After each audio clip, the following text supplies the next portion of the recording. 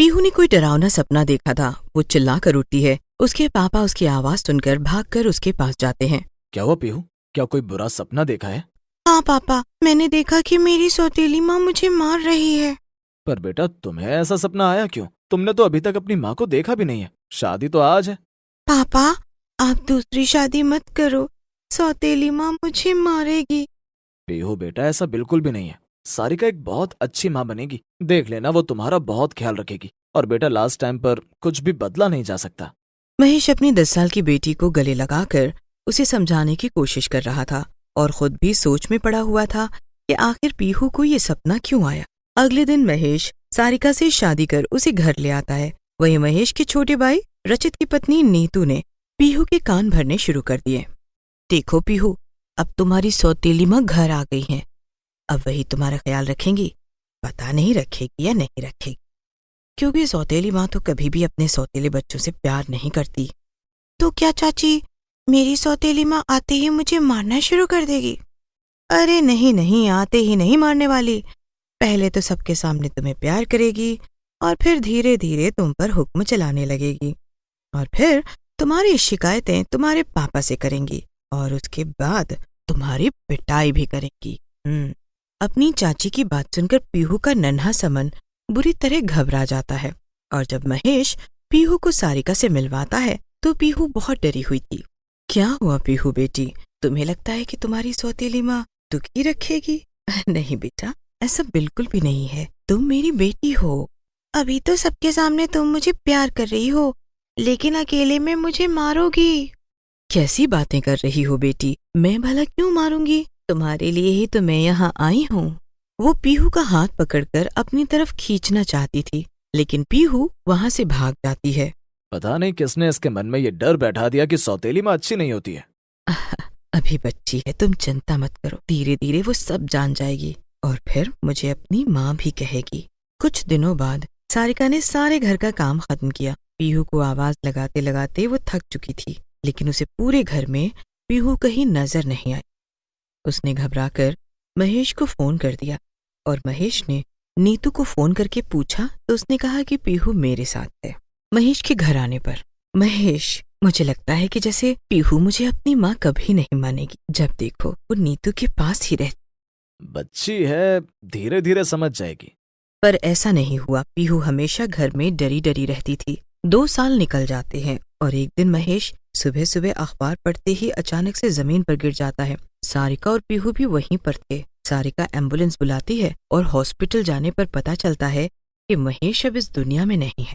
क्रियाकर्म के कुछ दिन बाद, अरे सारिका दीदी, अब आप क्या करोगी? पीहू भी छोटी है और आप कोई नौकरी भी नहीं करती हो। समझ रही हूँ, सब कुछ समझ रही हूँ। बस अब कुछ न कुछ कदम तो उठाना ही पड़ेगा। मुझे नौकरी करनी पड़ेगी, पीहू का ध्यान रखने के लिए, उसे अच्छी शिक्षा दिलाने के लिए। मैंने महेश से वादा किया था कि मैं पीहू का हमेशा ध्यान रखूंगी। पर मैंने तो सुना है कि पीहू आपको अपनी माँ ही नहीं मानती। पीहू, अरे वो तो अभी बच्ची है, पर मैं तो उसकी माँ हूँ। ये बात वो माने या ना माने, लेकिन मैं तो मानती हूँ ना।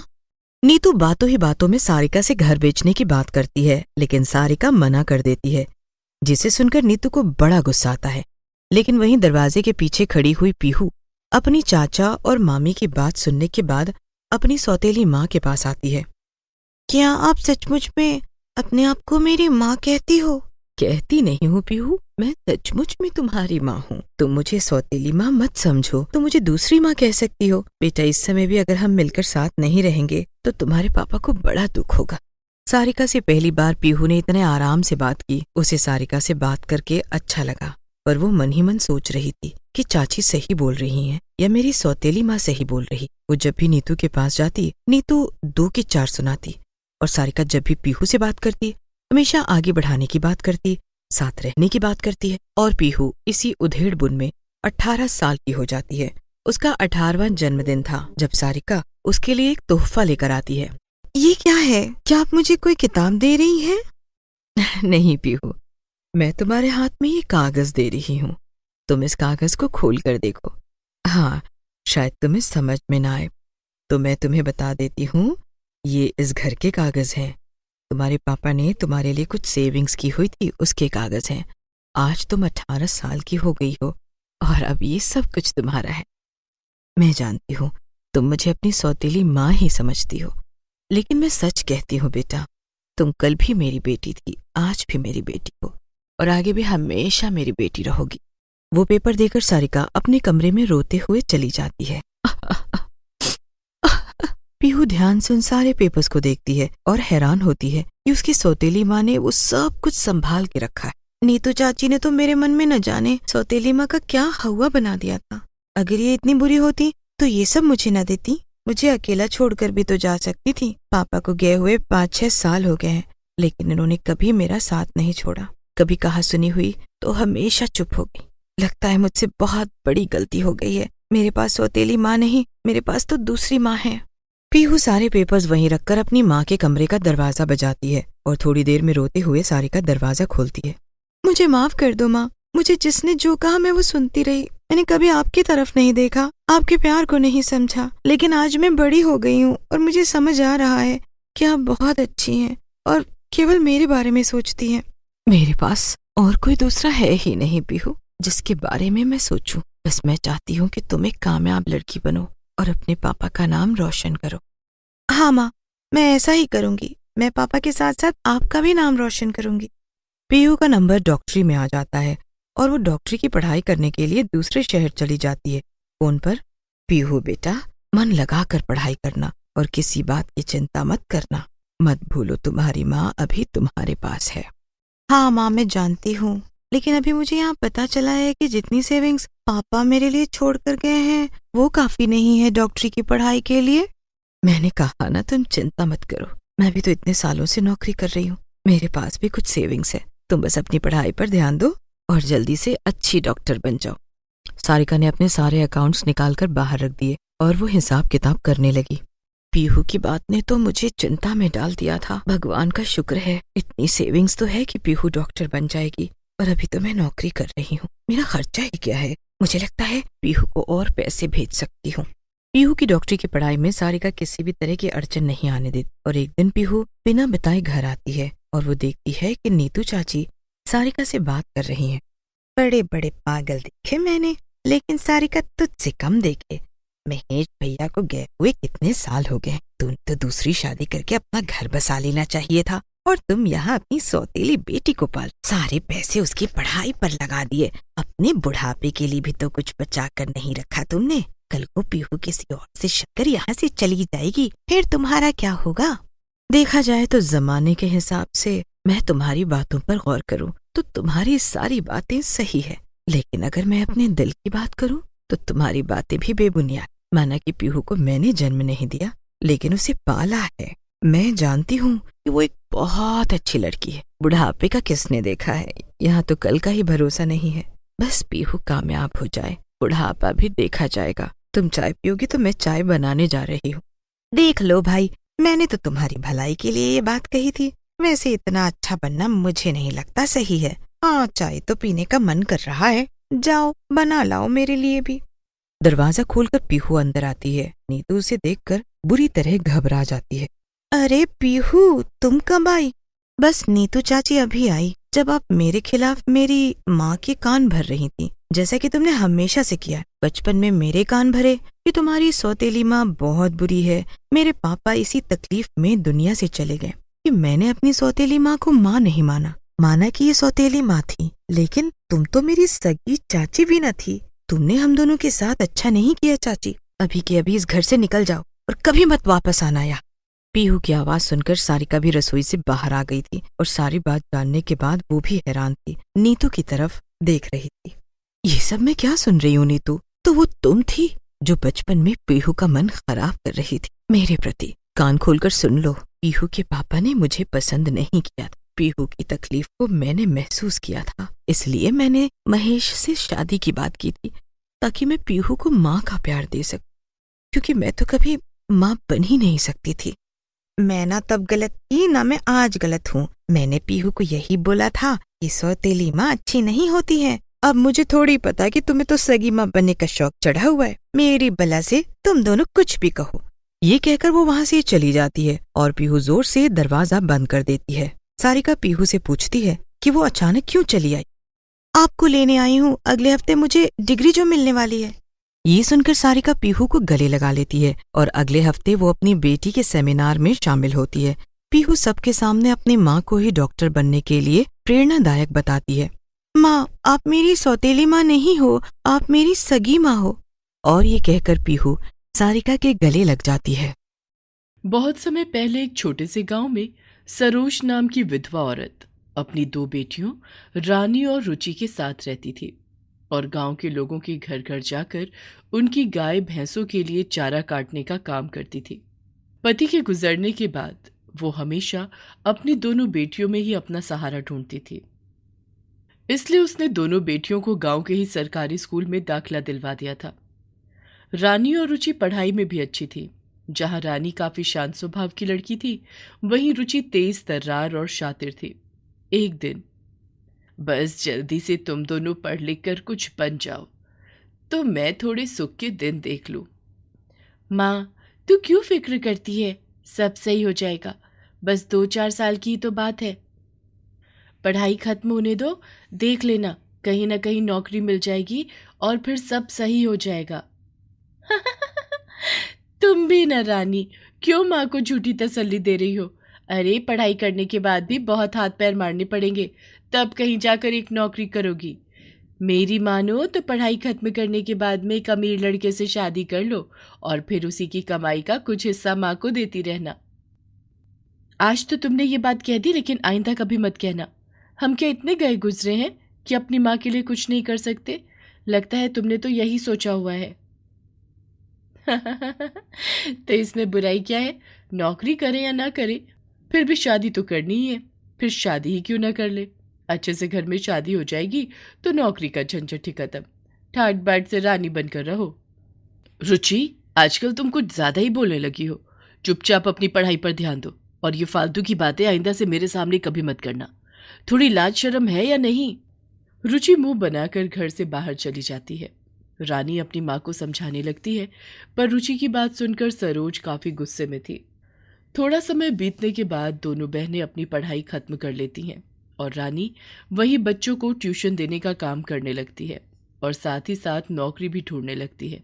रुचि पढ़ाई खत्म होने के बाद अपनी अमीर बनाई गई सहेलियों से मिलती जुलती और शाम तक घर आती।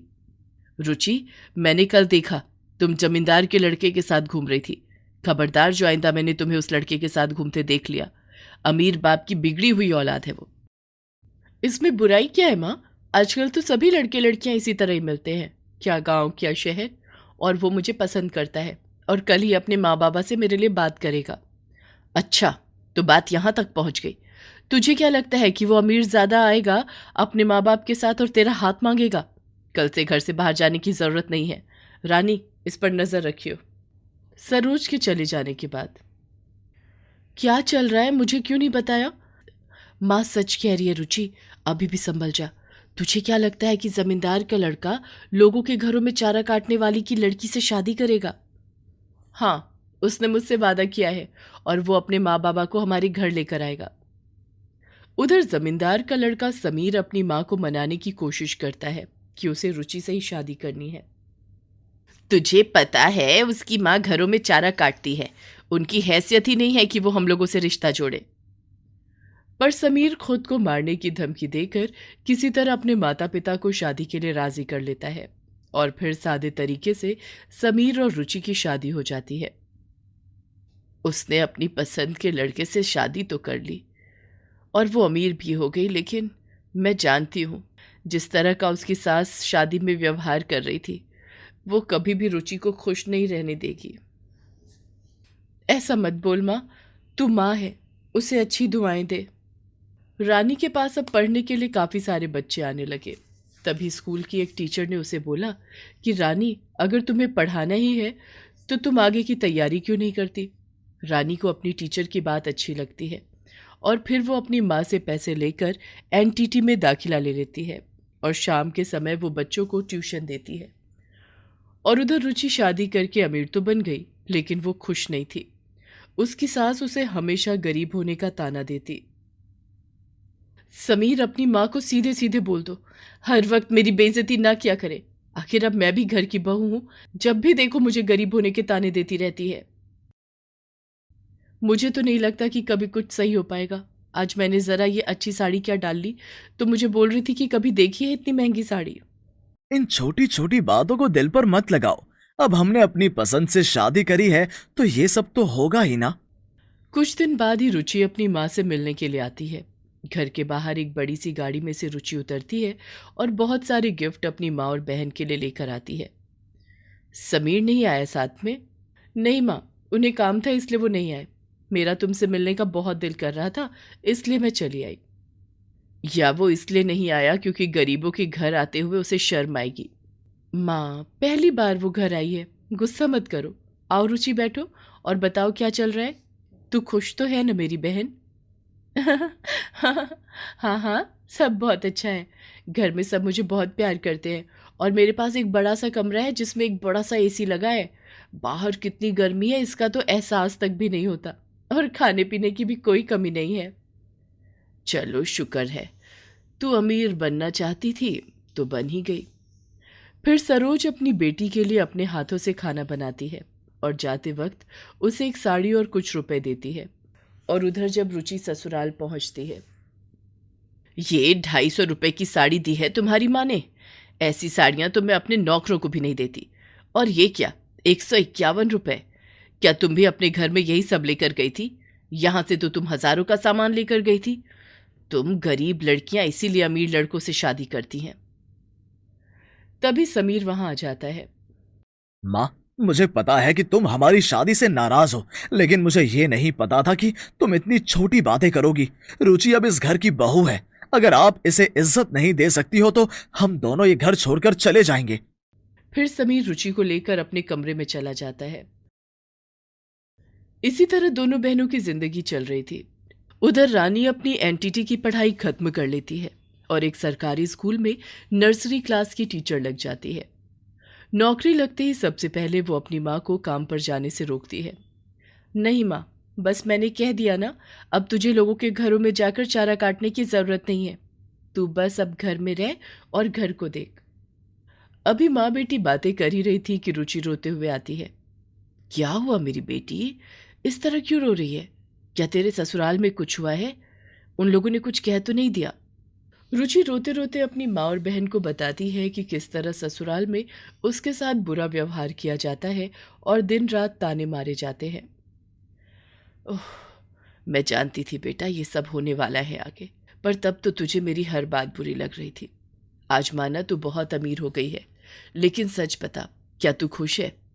अगर यही मेहनत तूने अपने जीवन को संवारने में की होती और मेहनत और लगन के साथ अच्छी जगह नौकरी कर अमीर हुई होती तो गर्व के साथ कहती, और साथ ही साथ हमारा सर भी गर्व से ऊंचा होता।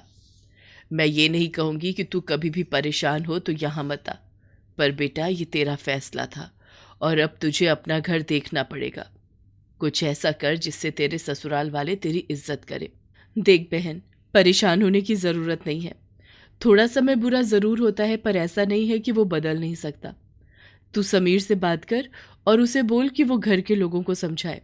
तुम दोनों को मिलकर ही अब अपनी गृहस्थी अच्छी करनी है। काश काश ये बातें मुझे पहले समझ आती। तब तो बस मुझे लग रहा था कि एक अमीर लड़के से शादी हो जाएगी तो मेरी लाइफ बन जाएगी। पर माँ, मैं समझ गई हूँ, आज के समय में अपनी लाइफ खुद बनानी पड़ती है। रानी को भी तो देखो, कितनी इज्जत से नौकरी कर रही है और तेरा ख्याल भी कितने अच्छे से रख रही है। मैं अमीर हो गई हूँ, लेकिन ना तो मैं खुश हूँ और ना मैं तुम लोगों को खुश कर पा रही हूँ। मुझे माफ कर दो माँ, मुझे माफ कर दो। थोड़ा संयम से काम ले और हालातों को समझकर ही काम किया कर, सब सही हो जाएगा। रुचि अपने घर आ जाती है, तभी उसे अपने सास के चिल्लाने की आवाज सुनाई देती है। वो भागकर वहां जाती है तो देखती है कि घर के अंदर चोर घुसा हुआ है और सारा सामान बिखरा हुआ है और अलमारी खुली हुई है। उसकी सास नीचे गिरी हुई है और उसके पेट से खून निकल रहा है। सारी स्थिति अचानक से इतनी बदल गई कि रुचि को कुछ समझ ही नहीं आया। उसने कमरे में रखा हुआ पीतल का एक बड़ा सा फूलदान उस चोर के सर पर दे मारा और रुचि चोर चोर करके चिल्लाती है। तभी घर का नौकर भागकर आता है और चोर को पकड़ लेता है। वो अपने गले में पड़ा हुआ दुपट्टा निकालकर अपनी सास के पेट पर बांधती है और एम्बुलेंस बुलाती है। हाँ हाँ समीर, पुलिस ले गई थी चोरों को पकड़कर, पर तुम जल्दी आ जाओ, मुझे बहुत घबराहट हो रही है। मम्मी जी का काफी खून बह गया है। हाँ हाँ, मैं रास्ते में हूँ, बस आ रहा हूँ। तभी डॉक्टर आकर बोलते हैं कि हमें खून की जरूरत है। फिर रुचि का खून अपनी सास के खून से मैच कर जाता है, तो वो अपनी सास को खून देती है। तब तक समीर भी हॉस्पिटल पहुंच जाता है। अभी उनकी हालत काफी बेहतर है। खून ज्यादा बह गया है तो इसलिए कमजोरी रहेगी। अभी कुछ दिन हॉस्पिटल में रहेंगी। ठीक है डॉक्टर, और मेरी वाइफ कैसी है? वो ठीक है। अभी उन्होंने खून दिया है तो वो भी थोड़ा कमजोर फील कर रही होंगी। उन्हें कुछ खिला पिला दीजिए। जब समीर की माँ की तबीयत थोड़ी ठीक होती है तो वो रुचि को अपने पास बुलाती है। मेरी प्यारी बहू, तूने उस दिन बहुत हिम्मत दिखाई और मेरी जान बचाई। कहा सुनी तो होती रहती है, सब भूल जाना और मुझे माफ कर देना। ऐसा मत कहो मम्मी, बस आप जल्दी ठीक होकर घर आ जाओ। रुचि और समीर हॉस्पिटल आकर रोज अपनी माँ का ख्याल रखते, और फिर जब वो हॉस्पिटल से घर पहुंचती है तो सब लोग खुशी खुशी रहते हैं।